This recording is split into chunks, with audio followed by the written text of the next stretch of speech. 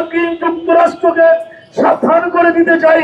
আমরা ওদেরকে চিনি, আমরা জানি যে দেশের বন্ধু মার্কিন যুক্তরাষ্ট্র সে দেশের আর কোন শত্রুর প্রয়োজন হয় না।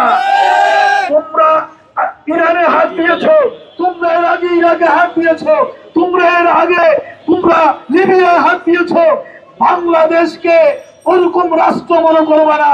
এদেশে 20 কোটি রসুল প্রেমিক জনতা, খুদা প্রেমিক জনতা এ দেশে বসবাস করছে। তোমরা 71 সালের কথা স্মরণ করে দেখো। এই 71 সালে আমাদের স্বাধীনতা সংগ্রামের সময় যুক্তরাষ্ট্র কি লজ্জাকর পরিস্থিতির মধ্যে পড়েছিল। তোমাদেরকে আমি সে অতীত ইতিহাস স্মরণ করিয়ে দিতে চাই।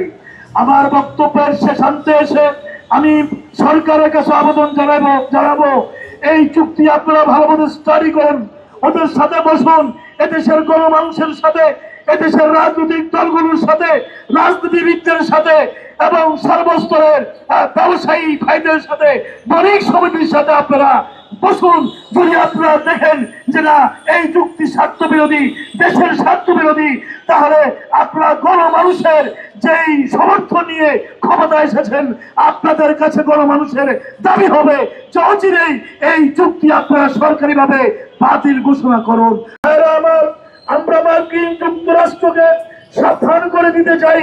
আমরা ওদেরকে চিনি, আমরা জানি যে দেশের বন্ধু মার্কিন যুক্তরাষ্ট্র সে দেশের আর কোন শত্রুর প্রয়োজন হয় না।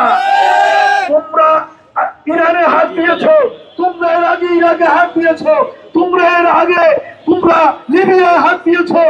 বাংলাদেশকে ওরকম রাষ্ট্র মনে করবে না। এদেশে 20 কোটি রসুল প্রেমিক জনতা, খুদা প্রেমিক জনতা এ দেশে বসবাস করছে। তোমরা 71 সালের কথা স্মরণ করে দেখো।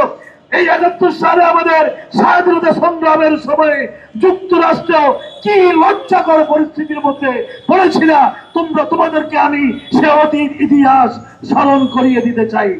আমার বক্তব্যের শেষান্তে এসে আমি সরকারের কাছে আবেদন জানাবো এই চুক্তি আপনারা ভালোভাবে স্টাডি করেন, ওদের সাথে বসুন, এদেশের গণমানুষের সাথে, এদেশের রাজনৈতিক দলগুলোর সাথে, রাজনীতিবিদদের সাথে এবং সর্বস্তরের ব্যবসায়ী ভাইদের সাথে, বণিক সমিতির সাথে আপনারা বসুন। যদি আপনারা দেখেন যে না এই চুক্তি স্বার্থ বিরোধী, দেশের স্বার্থ বিরোধী, তাহলে আপনারা গণমানুষের যেই সমর্থন নিয়ে ক্ষমতা এসেছেন, আপনাদের কাছে গণমানুষের দাবি হবে যে অচিরেই এই চুক্তি আপনারা সরকারিভাবে বাতিল ঘোষণা করুন।